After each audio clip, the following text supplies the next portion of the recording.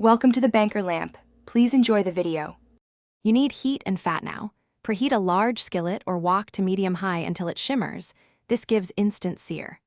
Once hot, add 2 tablespoons of a high smoke point oil and swirl. Add the frozen vegetables directly in a single layer, spreading them across the surface so pieces contact the pan. This prevents steaming.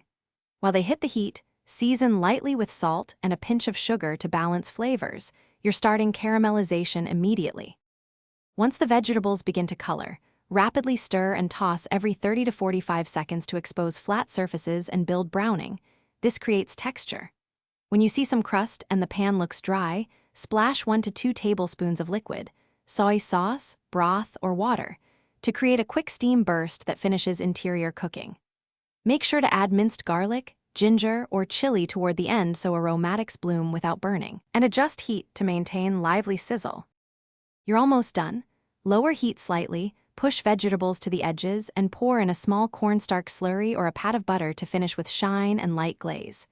Taste and correct seasoning. Add a splash of vinegar or citrus for brightness or a pinch of sugar for balance. You control the final profile.